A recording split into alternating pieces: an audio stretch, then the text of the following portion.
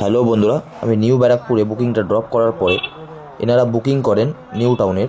আমি এনাদের বুকিংটা অ্যাকসেপ্ট করি। অ্যাকসেপ্ট করার পর যখন এনাদের পিক আপ লোকেশানে যাই, তো এনারা যখন গাড়িতে ওঠেন দেখি এই ভাইটার মা অসুস্থ ছিলেন।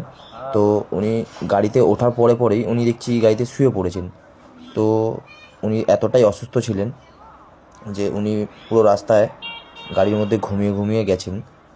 তো ওনার এই অসুস্থতা দেখে আমি গাড়ি খুব সেফলি আস্তে আস্তে বুঝে বুঝে গাড়ি চালিয়েছি যাতে ওনার কোনো অসুবিধা না হয়। আর এই ভাইটা ওনার মাকে এত সুন্দর যত্নভাবে আদর যত্ন করছে যে এটা এখনকার দিনে খুব কম দেখা যায় বন্ধুরা। এখনকার দিনে মা বাবাদের সব অবহেলা করে। তো ভাইটা যে এত আদর যত্ন করছে আমার দেখে খুব ভালো লাগলো। অ্যান্ড ভাইটার জন্য স্যালুট। আর এনাদের যে ড্রপ লোকেশন নিউ টাউন, প্রায় ঘন্টাখানিকের রাস্তা ছিল, যেটা আমি অতিক্রম করে ওনাদের ড্রপ লোকেশন ওনাদেরকে আমি নামাই।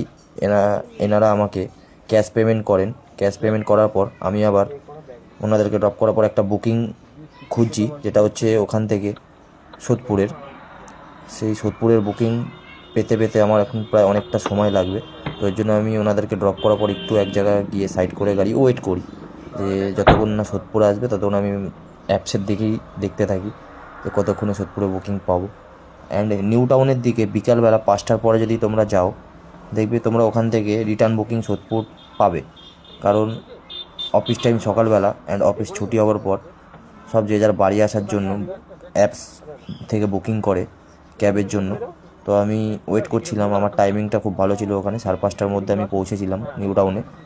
তো আমি ওখান থেকে ওনাদেরকে ড্রপ করার পর আমি সোদপুরের বুকিং খুঁজছিলাম অনেকক্ষণ। প্রায় ওয়েট করার পর আমি সোদপুরের বুকিং পেয়েছিলামও। তো আমি সোদপুরের বুকিংটা পাওয়ার পর সোদপুরে একটা প্যাসেঞ্জারকে আমি নিয়ে এসে আমি ড্রপ করলাম সোদপুর দাদা বৌদি রেস্টুরেন্টে। সেই ক্লিপটা আমি তোমাদেরকে এই নেক্সট ভিডিও ফুটেজে আমি তোমাদেরকে দেখাচ্ছি, তোমরা দেখো।